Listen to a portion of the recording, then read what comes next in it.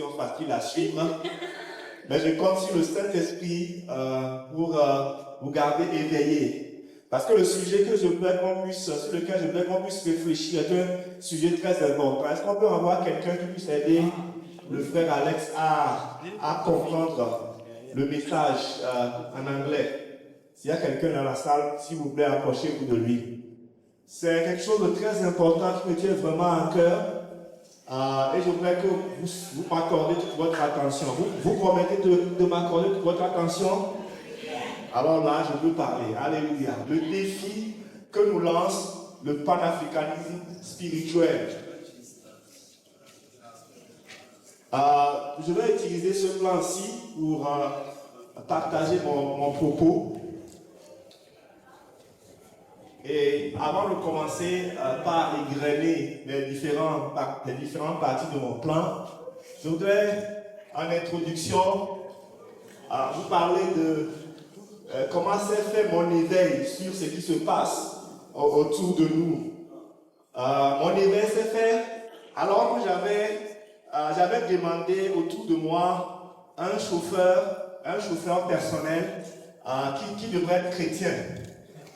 Donc j'ai demandé que ce soit un chauffeur personnel, mais qui soit chrétien. Et on m'a trouvé dans une église vivante de ma ville, un frère chrétien qui avait, je crois, une licence en économie et qui a accepté faire le travail.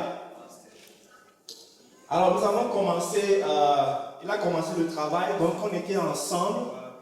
Et après quelques semaines, quelques mois, mes enfants revenaient parce qu'il était chargé aussi de déplacer les enfants de la maison à l'école et tout ça. Mes enfants revenaient avec des questions. Mais est-ce qu'il y a le mal et le bien en Dieu? Est-ce que vraiment la Bible est vraie? Mes enfants revenaient avec des questions que je ne comprenais pas. Au départ, ils ne me disaient pas que c'est le chauffeur qui posait les questions. Mais à chaque fois qu'ils me posaient des questions, je répondais. J'essayais de leur donner des réponses, ils étaient satisfaits. Mais une fois, j'ai découvert qu'en fait, une discussion se passe souvent avec le chauffeur. Et j'ai dû confronter le chauffeur pour savoir mais qu'est-ce qui se passe. J'ai constaté que tu as des discussions avec mes enfants. Est-ce que tu dois avoir cette même discussion avec moi? Ce serait bien, c'est mieux que qu'on discute nous, parce que eux, bon, c'est des enfants, etc. Et on a commencé par discuter. Et au fur et à mesure qu'on discutait, j'ai découvert une autre personne. Ce frère qui était responsable de la jeunesse, dans le groupe musical, etc., engagé dans l'église, n'avait plus aucune foi en ce qui concerne le christianisme. Il ne croyait plus en la parole de Dieu. Il ne croyait plus au christianisme, mais il avait fait une expérience qu'il appelle une illumination. Et cette illumination le fait douter de tout ce qui était la parole de Dieu et amène Jésus-Christ à un niveau d'un simple Christ, comme tous les Christ qui ont existé selon lui. Alors j'ai reçu ça comme un choc.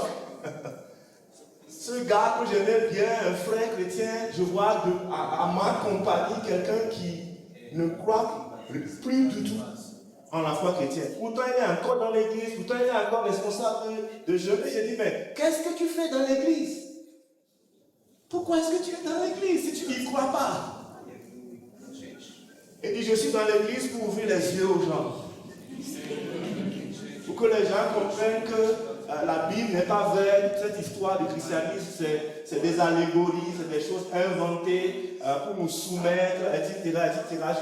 Je vais en parler. Alors ça a suscité quelque chose en moi, parce que j'entendais parler du panafricanisme, j'entendais parler de cette idéologie, mais je me disais, oh, ces gens-là, bon, ils racontent n'importe quoi.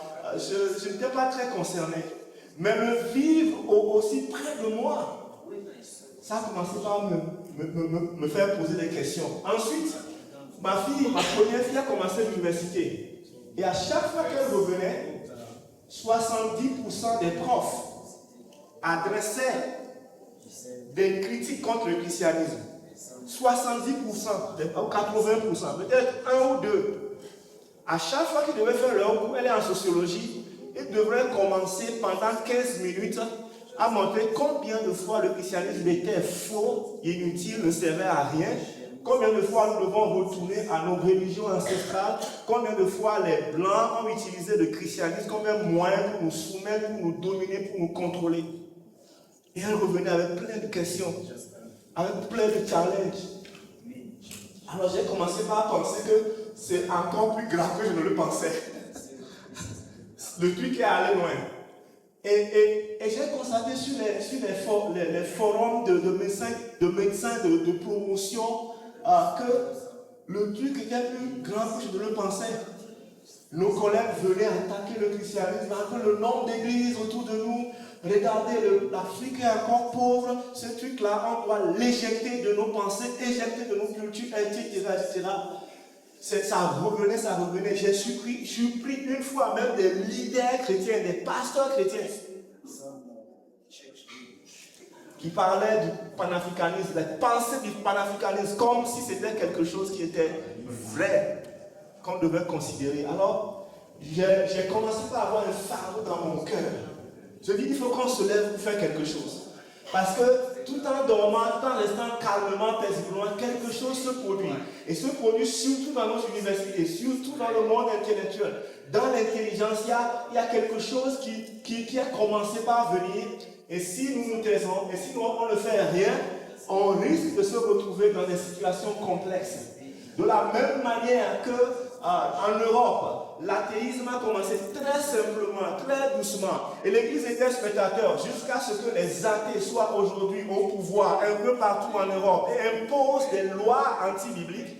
De la même manière, si nous ne faisons attention, ce mouvement va nous amener dans une dimension, le christianisme sera vu comme une religion contre le développement et sera mis de côté. Et on va avoir beaucoup de problèmes. Parce que les lois seront votées contre nous. On va se retrouver dans des situations, devenir chrétien va devenir difficile et sacrificiel. Alors, je vous pousse à la réflexion pour que nous puissions ensemble commencer par faire quelque chose. Alors, quel est le message du panafricanisme? Je ne sais pas si vous avez quelques informations. Est-ce que quelqu'un a déjà écouté sur le panafricanisme? Levez la main si vous avez déjà écouté une vidéo, un TikTok. En tout cas, le nombre n'est pas négligeable, n'est-ce pas? Vous ne connaissez pas? Quelqu'un connaît Kémy? Hein? Vous connaissez Kémy? Vous connaissez le livre d'Enoch? Vous connaissez les Kémites? Il y a quelque chose qui se trame. Il y a un message qui passe sur les réseaux sociaux, qui passe dans les livres, comme vous voyez ici. J'ai pris ce livre-là d'un site, le site des Kémites. Il y a tout un site, on appelle ça le Tamarin, et tout un site sur lequel il y a des publications, des vidéos, toutes sortes de publications qui conduisent ce mouvement. Au fond, le mouvement affiche de manière extérieure le combat pour l'Afrique.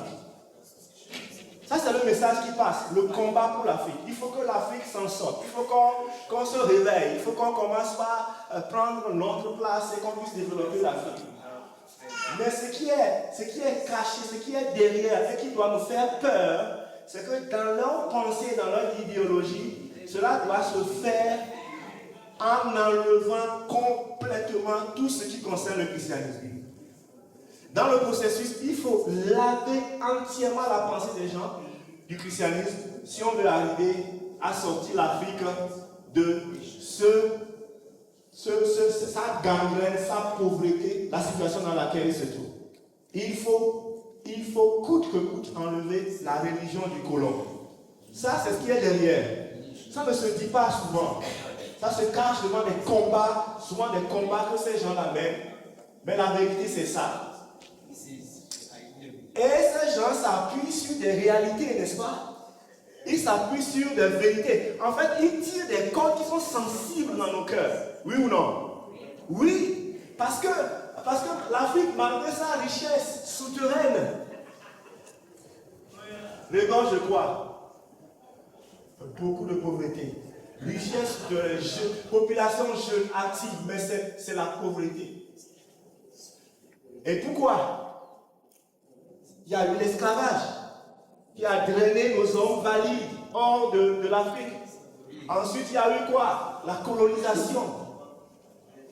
La colonisation qui continue, n'est-ce pas?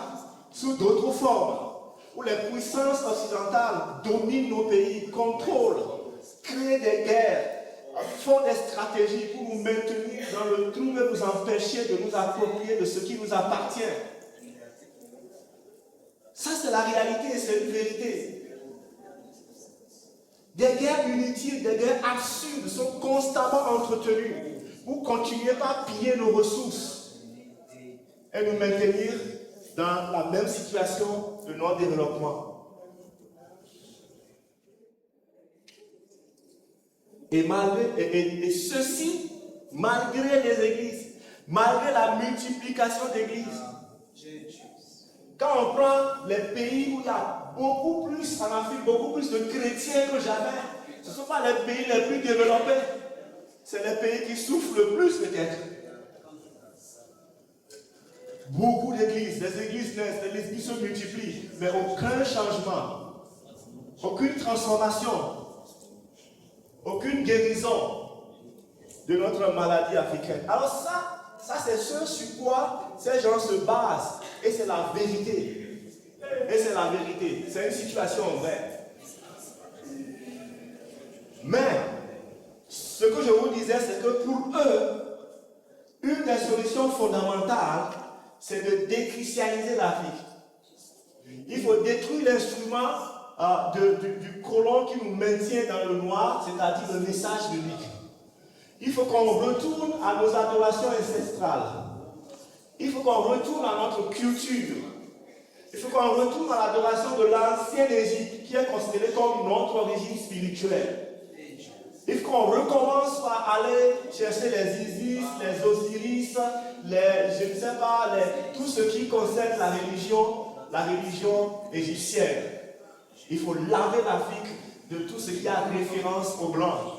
Et parfois, ça frise à créer en nous une haine du blanc. Une haine du blanc.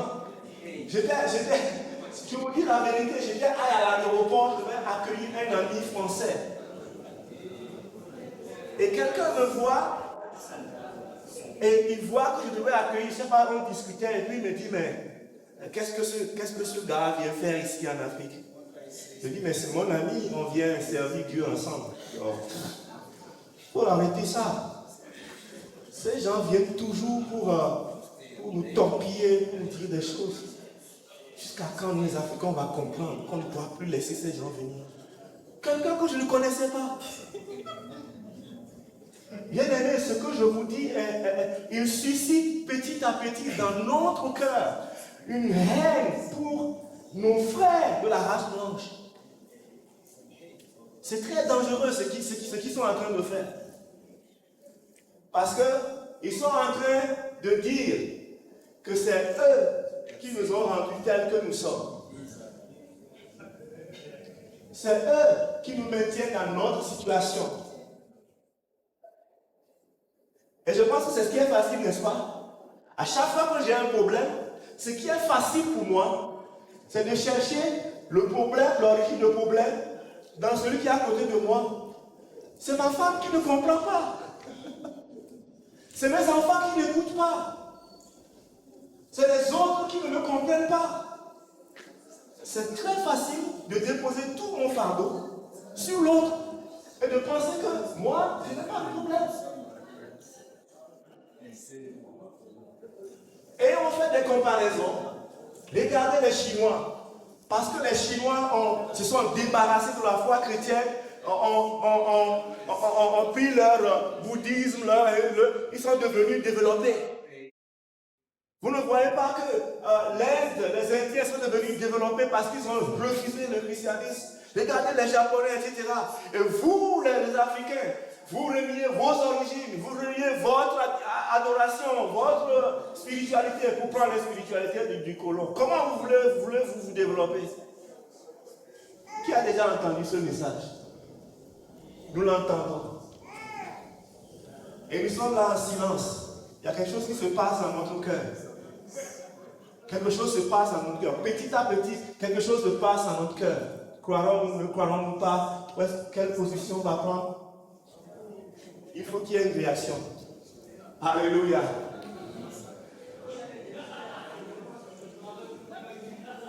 Le christianisme sur le banc des accusés. Le christianisme est un instrument du dominateur. Le christianisme qui aliène. Le christianisme qui a une religion inventée de toutes pièces pour dominer, pour contrôler. Est-ce que c'est vrai? Est-ce que c'est la vérité? Nos religions ancestrales, l'inspiration africaine, est-ce que le blanc est venu voler? L'intelligence africaine, est-ce que le blanc est venu voler? Et quand il a pris l'intelligence africaine, il est parti et il est allé développer l'Europe, développer, etc. Et les Africains sont demeurés pauvres. Ça, c'est la rhétorique que nous entendons. La Bible est pleine d'erreurs. La Bible est pleine de contradictions. Ce n'est pas un livre digne de confiance. Et puis la Bible, elle est nouvelle. La Bible, c'est avant-hier. Il y a d'autres livres plus anciens. Il y a d'autres adorations plus anciennes. Comment est-ce que vous pouvez croire à quelque chose qui vient d'arriver? Et puis la Bible, c'est une copie pâle. Une copie pâle de l'intelligence africaine contenue dans la mythologie égyptienne. C'est une copie pâle. Quand vous prenez Moïse, il a grandi où? Moïse a grandi où? En Égypte. Alors tout ce que Moïse a écrit dans les 5 livres de la Bible, c'est l'Égypte qui l'a inspiré. Il le tient de l'Égypte. Il le tient de son éducation reçue dans la maison de Pharaon. C'est ce qu'on nous dit. C'est ce qu'on nous enseigne. Alors Jésus lui-même, il a grandi où? Pardon? En Égypte. Alors tout ce que Jésus-Christ a démontré, a parlé et tout ça, mais c'est tout ce qu'il a appris en Égypte. Il a juste changé ça, il a juste un peu transformé ça pour que ça soit bien par rapport à la culture juive. Alors au lieu de vous attacher à ce que Moïse a dit, vous attacher à Jésus, qui font le plagiat, qui sont allés apprendre. Pourquoi ne pas venir à la source et apprendre la source même? C'est ce qu'on nous dit, c'est ce qu'on nous dit. Si vous ne l'avez pas entendu, vous allez l'entendre. Parce que ça va continuer par résonner. Mais ce n'est pas vrai. Alors je vous passe toute la rhétorique. Alors je vous demande, je vous pose une question, Si les religions africaines étaient les religions les plus puissantes, remplies de sagesse et de connaissances, remplies d'intelligence, comment est-ce que nous avons fait voler cela par les Blancs? Comment est-ce que des gens intelligents, brillants, ayant la sagesse, ont pu dormir à ce point, jusqu'à ce que quelqu'un d'autre vienne prendre leur intelligence, à utiliser l'intelligence, se développer et vienne les dominer? Il y a quelque chose d'absurde dans ça. Moi, je ne peux pas croire ça. Si quelqu'un est intelligent, il est sage, il est avisé, il saura que celui-ci est venu me tromper, il saura que celui-ci est venu me voler, il saura que celui-ci est venu me baratiner. Parce que cette sagesse va lui donner la lumière, il va voir, il va comprendre, il va savoir que non, je vais te résister. Il y a quelque chose de faux dans cette histoire. Je vous pose une question. Comment vivaient les Africains avant l'arrivée du blanc? De l'homme blanc. Quelle était la vie de l'Africain? Quelle était la vie de nos sociétés? On était en paix, n'est-ce pas? On se développait très bien, n'est-ce pas? On trouvait des inventions, on inventait des choses, n'est-ce pas? Pardon? C'était la compréhension totale, n'est-ce pas? On était des amis entre peuples. Ce n'est pas vrai, mes frères. Ce n'est pas vrai, mes frères. On se faisait des guerres. Les royaumes se levaient contre les royaumes. Il y avait des maladies, il y avait des situations auxquelles nous n'avons pas de solution. On n'était pas plus développés que les autres. Il y avait des situations par lesquelles nous n'avons pas de solution.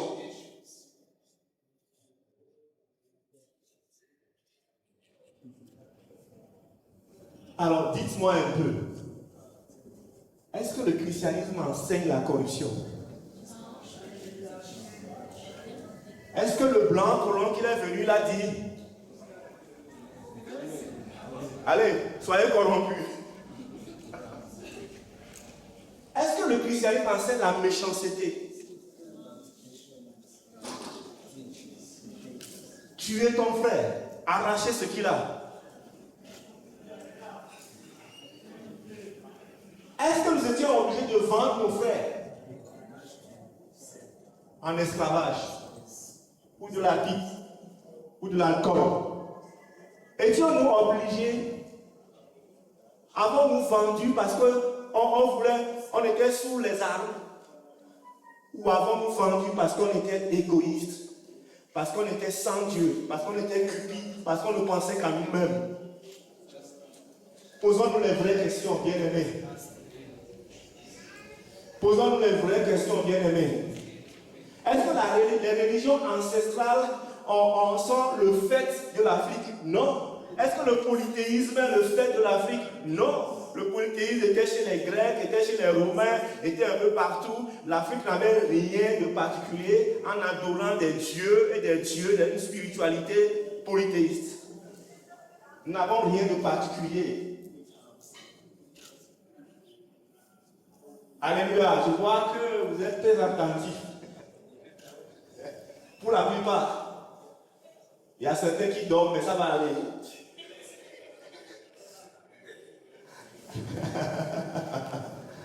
Alléluia, alléluia. Est-ce que toute la magie, toute la puissance, vous savez ce qui, aujourd'hui encore, ce qu'on dit c'est l'Égypte, n'est-ce pas? Est-ce que toute la puissance de l'Égypte, toute la magie de l'Égypte a pu empêcher le peuple d'Israël de quitter l'Égypte? Est-ce que toute la force, toute la démonstration de puissance a pu empêcher le peuple de partir? Souvenez-vous des 10 plaies. Qui se souvient des 10 plaies? Il y a une confrontation entre cette religion africaine que nous voulons aujourd'hui reprendre et adorer et la religion qui vient du ciel. Il y a déjà une confrontation. Et celui qui a perdu, c'est cette religion égyptienne qui a fléchi. Arrivé à un certain moment, les magiciens égyptiens n'arrivaient plus à rien faire. C'était une confrontation spirituelle. Et ça a montré que le Dieu d'Israël, le créateur du ciel et de la terre, celui qui s'est révélé à nous par Jésus-Christ, est le Seigneur des seigneurs, est le roi des rois, est la toute puissance. Alors comment allons-nous retourner à ces choses? En parlant de ces choses pour développer l'Afrique. Ne nous laissons pas emballer. En réalité, je vais vous dire une chose. Ce qui a transformé l'Europe, ce qui a fait de l'Europe, c'est vrai, une nation, des nations riches, plusieurs pays européens, une nation riche et forte, c'est l'Évangile. C'est l'Évangile. C'est vrai, arrivé à un certain moment, ils se sont levés, ils ont pillé, ils ont utilisé les Africains, etc., des gens qui ne connaissaient pas le Seigneur. Mais les transformations profondes en Europe se sont faites à cause de l'Évangile. Je vous donne l'exemple de l'Angleterre. Dans les années où John Wesley et son frère, avant qu'ils ne se lèvent pour commencer par prêcher l'Évangile, l'Angleterre était un pays extrêmement pauvre, pas différent de l'Afrique, de l'état de l'Afrique en ce moment. Il y avait des orphelins partout sur les rues.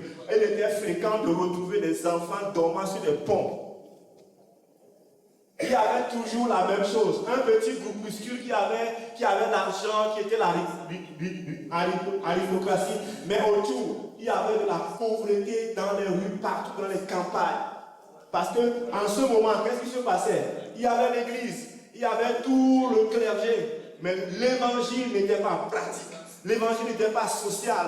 L'évangile n'allait pas vers les plus pauvres. L'évangile ne servait pas à relever ce qui est tombé, ne proposait pas de solution à la pauvreté. Mais lorsque West et son frère se sont levés pour commencer par prêcher dans les rues, pour commencer par enseigner à la population pauvre, une classe moyenne s'est levée. Des hommes et des femmes ont compris qu'en Dieu pouvait initier, créer, changer leur situation, sortir de la pauvreté. Et ces gens se sont levés. C'est ça le développement qu'il y a eu.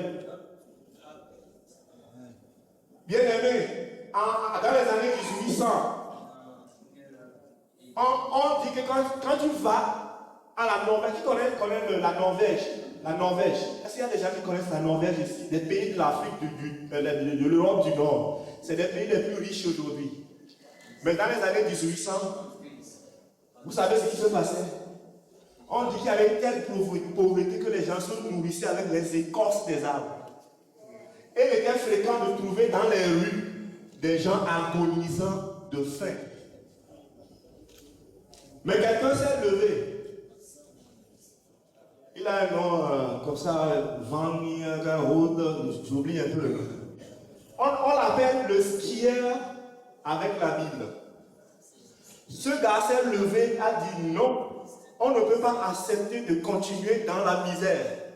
Il a commencé par enseigner la parole de Dieu en skiant. Il a commencé par distribuer la parole de Dieu en skiant. Il a commencé par créer de petites clubs d'études bibliques. Et vous savez qu'il a commencé par proposer aux gens d'aller au-delà de la religion, au-delà de prier. Il dit, on peut trouver dans la parole de Dieu des idées pour créer de la richesse. Il a été plusieurs fois emprisonné parce qu'il menaçait la classe qui était là et qui s'engrossissait avec les autres. Mais il a persisté en skiant avec la Bible. Et petit à petit, des foyers ont commencé par lever, les hommes ont commencé par lever, à initier, à créer de la richesse, à servir, à s'entraider. Une classe moyenne s'est levée à renverser la petite classe qui a été. On a changé les lois, ce pays est devenu prospère. Je peux vous multiplier des exemples. Je vous invite à lire le livre de Loren Cunningham qui s'intitule Le livre qui change le monde. Vous allez voir l'histoire des nations européennes. Si l'Angleterre n'a pas connu la révolution industrielle qui a bouleversé l'Afrique, c'est à cause de l'évangile. Si l'Allemagne a été pendant longtemps l'une des nations les plus économiquement solides, c'est à cause de l'évangile, à cause de Martin Luther. La parole de Dieu, la Bible, la foi chrétienne n'a jamais été un frein pour le développement, au contraire. Ça a été l'instrument qui fait grandir, développer une nation. Ça dépend de la façon dont on l'utilise. Ça dépend de comment on le regarde. Alléluia. Vous êtes encore avec moi? Alors, qu'est-ce que nous devons faire, frères chrétiens, face au défi que nous lance le panafricanisme? Oui, les problèmes sont là. Eux se lèvent, ils proposent des solutions, ils proposent du contenu. Nous, on est là. On va continuer par danser dans nos églises. On va continuer par danser dans nos églises. Jusqu'à ce qu'on nous dise de ne plus danser dans nos églises. Nous devons nous lever. Nous ne devons plus croiser les bras. Tous ceux qui croisent les bras, tous ceux qui sont spectateurs, il faut se lever. Reconnaître que ces choses sont vraies. Refuser d'être indifférent. Refuser d'être des admirateurs secrets. Vous savez qu'il y a des gens qui aiment vraiment ça, ce mouvement secrètement. Oui, c'est vrai, l'évangile même là, etc., etc. Refusez ça. Ne pas mépriser l'ampleur du mouvement. Ne pas rester spirituel. Oh, on va prier, le Seigneur va agir. Prions, prions, prions. Se lever pour défendre le christianisme. Se lever pour proposer d'autres alternatives pour le développement de l'Afrique. L'intelligentsia chrétienne doit se lever, doit sortir du carcan, du cercle de l'église, du cercle de prière, pour proposer des solutions idéologiques pour le développement de l'Afrique. Alors, il ne faut pas se voiler la face pour reconnaître les faits. Amen. Reconnaître les faits. L'église est là. Beaucoup de pasteurs. Mais les situations ne changent pas. Ça nous interroge. On doit se lever. Parfois même, il y a quoi? Il y a des chrétiens dans le gouvernement. Eh oh! Mais ça ne change rien. Il faut qu'il y ait quelque chose qui se passe. La première chose que je vous propose, bien-aimés frères, c'est que nous devenions des chrétiens confiants. Nous devons devenir des chrétiens sûrs du fait que le christianisme n'est pas une religion importée par le blanc, que le christianisme n'est pas à l'origine de la misère de l'Afrique, que nous devons croire que oui, ce n'est pas le christianisme qui nous empêche de nous développer, et nous devons croire la parole de Dieu comme la vérité. Nous devons croire que Jésus-Christ est Seigneur, le Seigneur des Seigneurs, que Jésus-Christ est le seul Christ, même s'il y a beaucoup de Christ, mais que le Seigneur des Seigneurs, c'est le Christ des Christ. Et nous devons connaître l'histoire du christianisme en Afrique. Et je veux m'arrêter un peu ici. Est-ce que vous connaissez l'histoire du christianisme en Afrique? Le christianisme n'est pas venu avec les colonisateurs. Le christianisme était présent en Afrique avant que ne vienne le colon. En Afrique du Nord, depuis les années 80 après Jésus-Christ, il y a eu des chrétiens africains.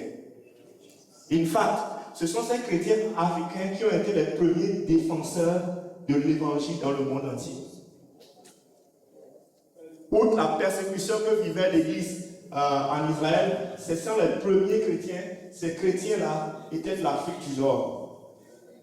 Les premières écoles de théologie ont été créées à Alexandrie, en Égypte. C'est là que la parole de Dieu a été enseignée. C'est là que les hommes et les femmes ont été préparés, les pasteurs ont été formés. C'est là où on a commencé par enseigner et partager les principes de la parole de Dieu. Jusqu'à ce que ça ne soit rasé aujourd'hui par le mouvement islamiste qui a persécuté ces gens, tué ces gens et établi les Arabes en Afrique du Nord. Sinon, l'évangile a commencé en Afrique du Nord. Quand vous regardez même l'histoire, déjà dans la première église, il y avait des Noirs. Simon de Cyrène, il était noir. Cyrène, c'est une ville de Libye. Il y avait des Noirs dans la première église, dans les disciples. Le christianisme n'est pas venu avec la colonisation. Le christianisme existait depuis. Souvenez-vous de l'eunuque qui était parti visiter Israël, que Philippe a rencontré. Il est parti avec l'évangile. Oui ou non? Oui ou non? Et quand il est parti, vous pensez qu'il est allé croiser les bras? L'histoire raconte qu'il y a tout un peuple qui a été touché par l'évangile. Et il y a eu des rois chrétiens. Il y a eu des rois africains chrétiens. Donc je peux vous citer les noms si le temps le permet. Ce n'est pas la religion du blanc.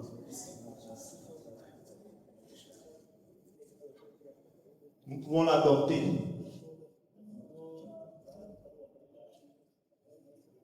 Voilà tout ce que j'ai dit tout à l'heure. Lui, il s'appelle Peters. C'est un noir.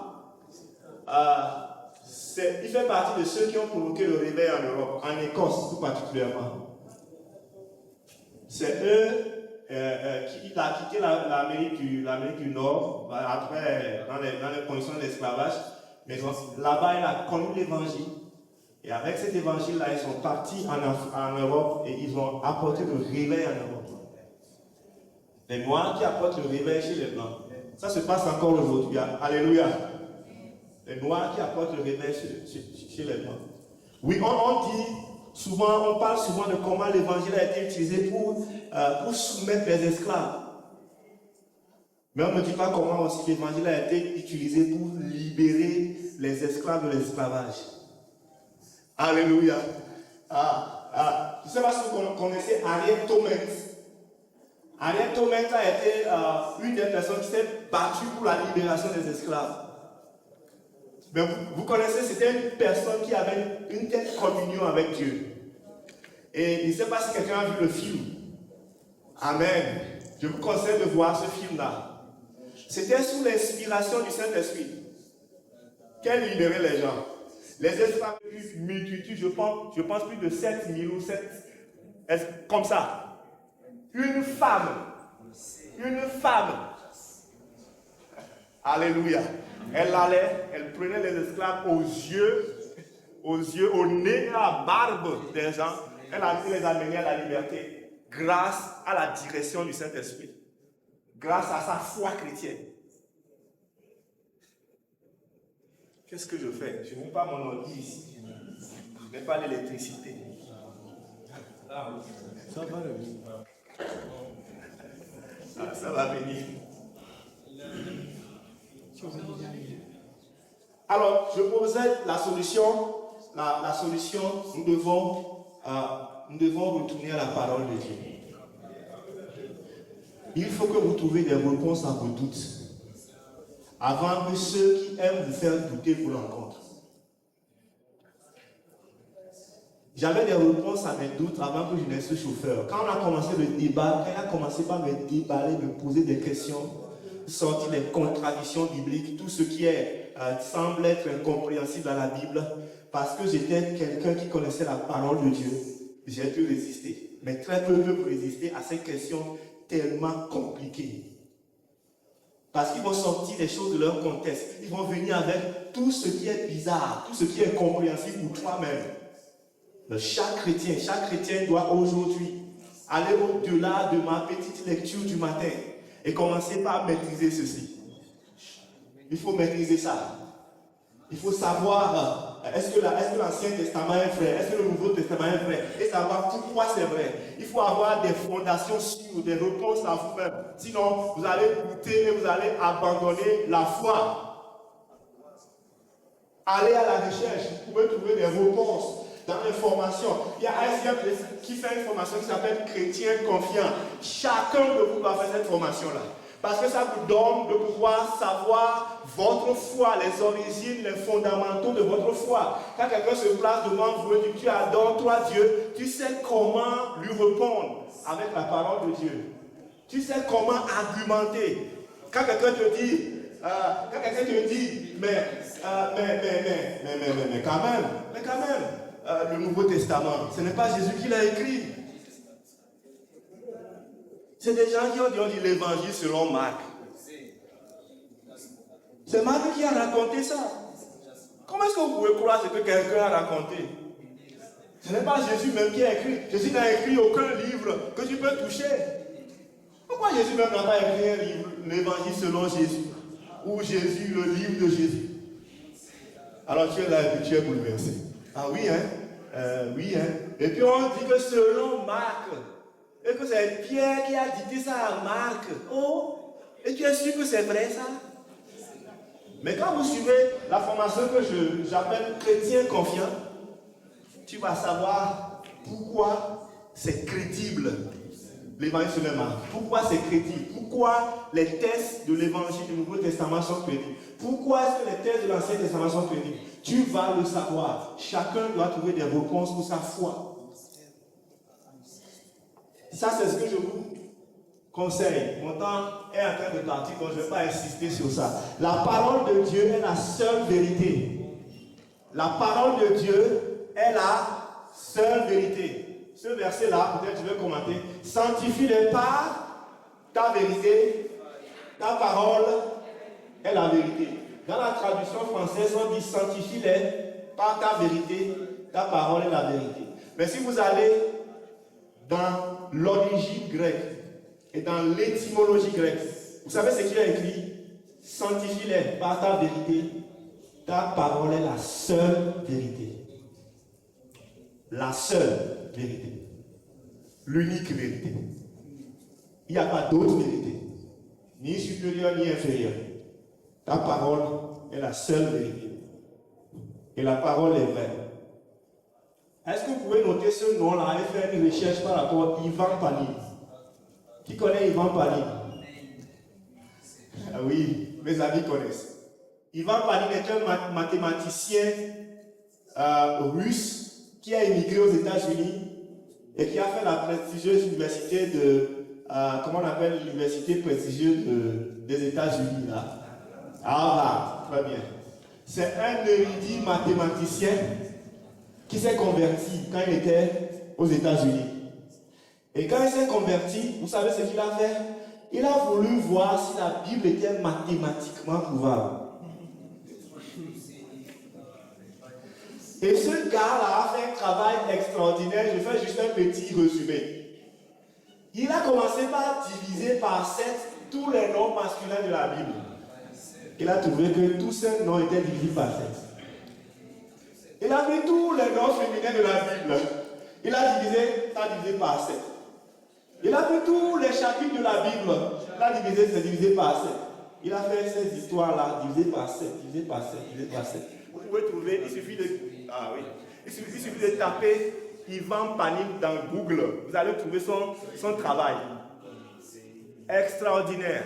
La Bible, tous les livres, les 66 livres de la Bible avaient la marque de cette divisibilité par 7. Il a compris que la Bible était inspirée de quelqu'un. Si des gens qui ont écrit, avec des différences de 700 ans, 40 auteurs, ont écrit des livres qui ont cette caractéristique de divisibilité par 7, ça veut dire qu'il y avait quelqu'un derrière. Quelqu'un qui était au-dessus d'eux. Quelqu'un qui inspirait ça. Quelqu'un qui dictait ça. C'est ce que Pierre nous dit. C'est divinement inspiré que les gens écrivent de la part de Dieu. Je vous défie de lire ça. Vous devez chercher ça sur Ivan Panin. Vous allez lire, vous allez voir le travail. Vous savez, là, comme un travail scientifique, il a fait quelque chose, il a pris le Coran. Il a essayé de faire ça, ça n'a pas marché. Et il a défié tout le monde de prendre n'importe quel livre, de n'importe quel auteur, et de faire l'exercice. Ça ne marche pas. Ça ne marche qu'avec la Bible. Alléluia. Et le chiffre 7, c'est le chiffre de quoi? Le chiffre de la perfection. C'est le chiffre de la perfection. C'est le chiffre de l'accomplissement. Ivan Panin, retenez et cherchez, vous allez voir. Waouh! La Bible vient du Père, vient du Saint-Esprit, vient du Seigneur Jésus-Christ pour notre bien. Alors, ça c'est la première solution. La deuxième solution que je voudrais vous proposer, c'est que nous devons nous lever pour rendre le christianisme concret.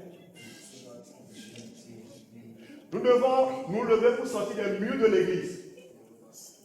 Et nous devons prouver aux hommes et aux femmes autour de nous que le christianisme est facteur de développement. Alléluia.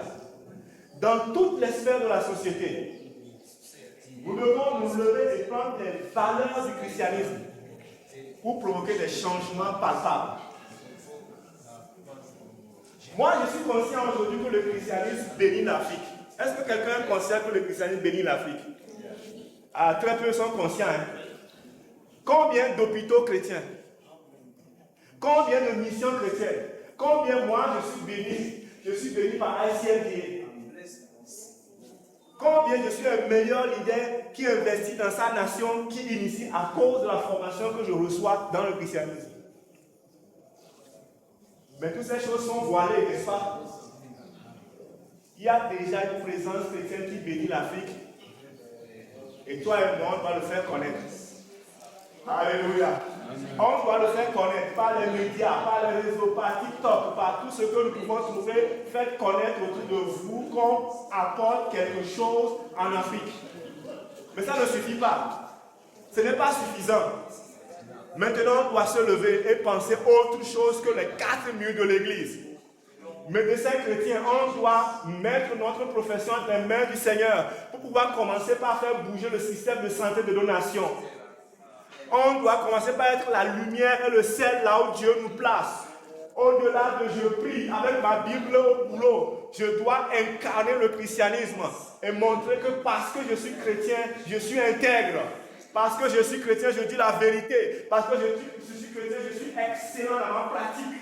C'est pour ça, si je suis excellent et efficace, c'est parce que j'ai la foi chrétienne. C'est ça qui me donne mon énergie et mon inspiration. Ça doit se sentir. Alléluia. Je prie pour un mouvement panafricain chrétien. Amen. Alléluia. Est-ce que je vais trouver des adeptes ici? Oh, alléluia, alléluia. Un mouvement panafricain chrétien où des hommes et des femmes intellectuels chrétiens s'asseyent pour réfléchir et proposer des solutions à l'Afrique. S'asseyent pour écrire des livres, écrire des poèmes, chanter des chants. Alléluia. Faire des tableaux, je ne sais pas. Faire tout ce que nous pouvons faire pour montrer que oui, nous voulons que l'Afrique se lève et change. Prenons nos valeurs chrétiennes et amenez-les sur le terrain pour changer les choses. Rejoignez-moi dans ce mouvement. Rejoignez-moi dans ce mouvement. Dieu a mis des choses en vous, des qualités, des capacités. Nous n'allons pas dormir, nous n'allons pas rester regarder les gens détruire le christianisme. Nous allons nous lever et proposer notre solution, notre approche. Nous n'allons pas critiquer, nous n'allons pas rester là à parler, à nous plaindre. Nous allons apporter sur la table du développement de l'Afrique francophone aujourd'hui la solution de Dieu. Dieu va vous donner des rêves. Alléluia. Dieu va vous donner des visions. Il y a des gens qui rêvent déjà. Mais il dit, mais ce n'est pas possible. Il dit, mais est-ce que moi, petit comme ça, je veux faire quelque chose? Mais qui te dit? Il a suffi que Wesley se lève. Amen. Il était comme toi, il était un humain comme toi. Mais il s'est levé. Il a suffi que Martin Luther se lève. Il a suffi que, on a vu dans le cours de leadership, il a suffi que, comment on l'appelle? Celui qui a aboli l'esclavage. Je marque mes mots. Oui. Wilberforce se lève. Un homme avec une vision, avec Dieu à côté, c'est la majorité. Nous allons entrer dans les parlements. Nous allons entrer dans le gouvernement. Alléluia. Amen. Nous allons entrer sur le marché du travail. Nous allons proposer des solutions. Je vous invite tous à lire un livre que j'ai lu, qui a touché ma vie, le livre de Landakop.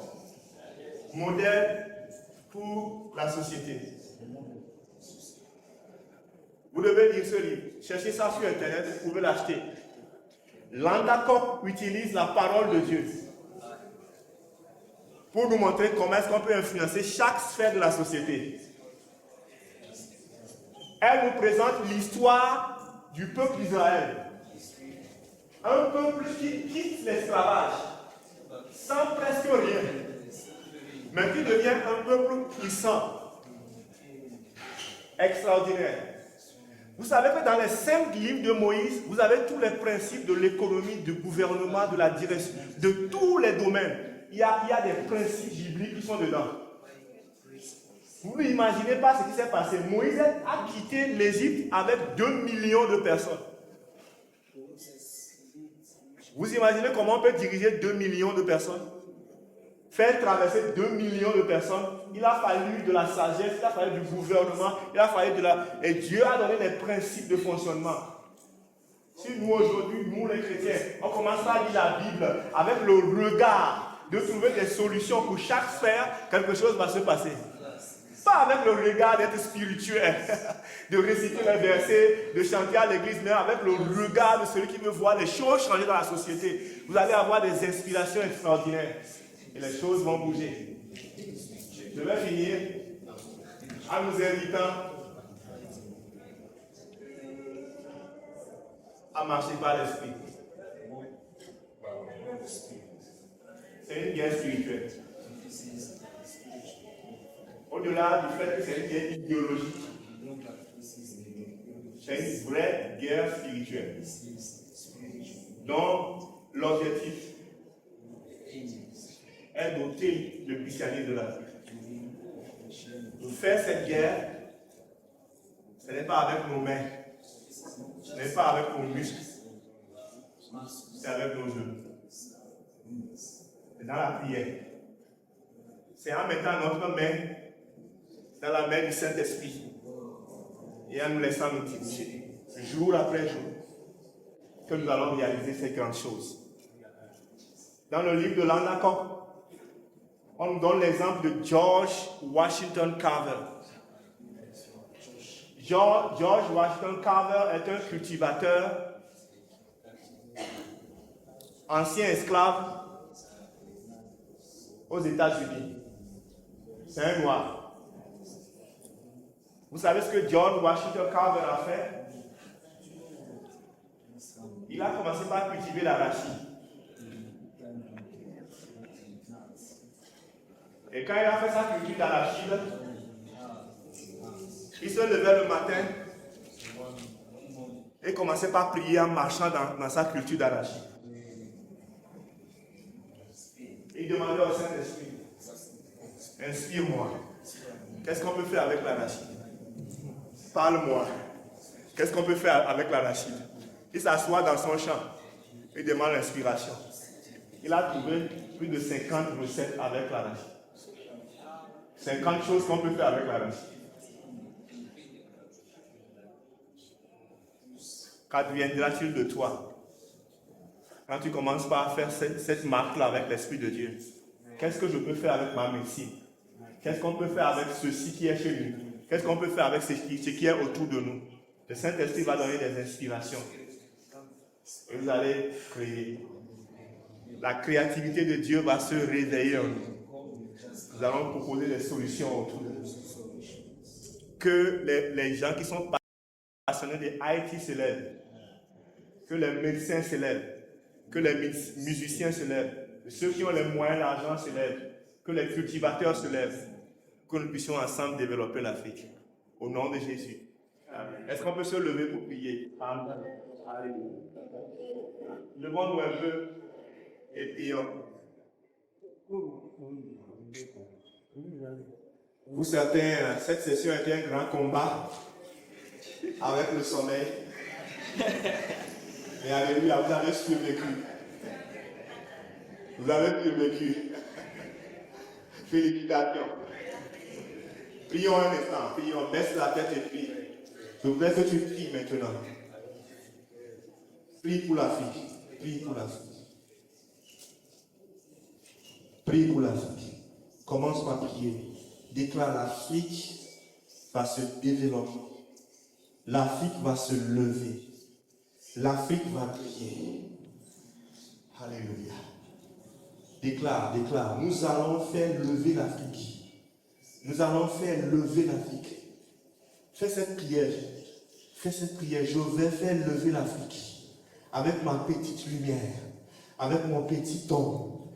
Avec ce que Dieu a mis en moi. Je vais faire lever l'Afrique. Je vais faire lever mon pays. Je vais faire lever le Sénégal. Je vais faire lever le Gabon. Ne pense pas que tu es trop petit. Ne pense pas que tu es trop petit. Fortifie-toi et prends courage. Ne t'ai-je pas dit que je serai avec toi? Je serai avec toi. Tout lion foulera la plante de tes pieds, je te le donne en héritage. Parfois, quand nous voyons les montagnes des défis en RDC, on dit ça ne changera jamais. Mais nous ne pensons pas en termes de 2 ans, de 3 ans, nous pensons en termes de génération. Aujourd'hui, nous allons écrire, aujourd'hui, nous allons parler, aujourd'hui, nous allons former nos enfants, les enfants de nos enfants se lèveront. Parce que nous avons une vision, nous avons une cause, nous n'allons pas nous taire. Aujourd'hui, nous allons susciter un mouvement de pensée, un mouvement de changement, et les choses vont se passer. Au nom de Jésus, prie le Seigneur pour l'Afrique, prie pour le Burundi. Dis-moi, je suis un étudiant, je suis un jeune étudiant, un médecin qui se cherche. Dieu t'a suscité pour cette nation, pour quelque chose. Il y a une idée en toi, il y a un rêve en toi, il y a une vision en toi, il y a un don en toi, il y a une richesse que cette nation va bénéficier. Dis au Seigneur: me voici, Seigneur, utilise-moi. Je veux croire pour le Soudan du Sud. Je veux croire pour le Togo. Je veux croire pour le Cameroun. Je veux croire, je veux croire, je veux croire, je veux croire, je veux croire. Et je veux me mettre en action pour ma nation. Oh Seigneur, nous croyons que l'Afrique aura son temps. non parce que nous nous rébellions, non parce que nous haïssons les Blancs, non parce que nous retournons aux idoles, mais parce que nous retournons à toi. Parce que tu es la solution pour l'Afrique, tu es la solution pour nos nations, tu es la solution pour nos nations blessées en guerre, tu es la solution pour l'unité, tu es la solution pour l'amour, tu es la solution pour l'harmonie. Oui Seigneur, tu es la solution. Nous allons prendre nos valeurs, nous allons prendre les valeurs du royaume, nous allons les intégrer dans nos vies, nous allons utiliser ces valeurs pour bouleverser les nations autour de nous. Merci Seigneur. Merci pour tous ceux qui se battent pour l'Afrique. Merci pour tous ceux qui travaillent pour amener tant soit peu de soulagement ici et là. Bénis les missions, bénis les églises, bénis les hôpitaux, bénis tous ceux qui se battent pour apporter la lumière. Visite nos nations en guerre. Visite nos nations en guerre. Visite l'est de la RDC. Visite, Seigneur, visite le nord du Burkina Faso. Visite le Mali, le Niger. Visite le nord du Togo. Visite nos nations, Seigneur. Parle à nos cœurs afin qu'on cesse d'être l'instrument de l'ennemi. Parle à nos cœurs afin qu'on cesse d'être manipulé par les autres. Donc nous avons l'idée de nation, de contribuer, de ne pas nous vendre nous-mêmes, de ne pas vendre nos frères, vendre nos terres. Suscite, Seigneur, l'idée d'une nation qui vit ensemble autour de nous, Seigneur. Au nom de Jésus, quand l'ennemi viendra, quand le manipulateur viendra, on dira non, celui-ci c'est mon frère, celui-ci c'est mon frère, je ne veux pas le tuer, je ne veux pas le raser. Seigneur, suscite une compassion entre les Africains, suscite une compassion, suscite l'amour pour l'autre, Seigneur, dans nos nations, l'amour pour l'autre. Suscite, Seigneur, enlève l'égoïsme, enlève, je vais m'enrichir, enlève le désir du pouvoir. Donne-nous, Seigneur Jésus, de regarder plus que nous-mêmes et de regarder le bien-être de nos nations. Touche nos dirigeants, touche nos militaires, touche, Seigneur, l'économie, touche la famille, touche la société. Visite, Seigneur, l'Afrique. Merci. Oh, alléluia, merci, Seigneur. Merci Seigneur. Seigneur, merci ce soir pour ce temps d'intercession. La réalité est très forte. C'est comme un mur devant nous. Mais tu es le Dieu de l'espérance. Tu es le Dieu de l'espérance. Tu es le Dieu de l'espérance. Et nous croyons en toi. Seigneur, nous confessons toutes nos paroles négatives contre nos pays. Non, ça ne changera jamais. Non, ça ne changera jamais. Seigneur, pardonne-nous pour ces paroles. Nous voulons être ceux qui déclarent: le Seigneur est à l'œuvre. Les choses changeront. Une génération viendra. Dieu agira. Reçois la gloire pour ces hommes et ces femmes que tu lèves. Au nom de Jésus. Amen.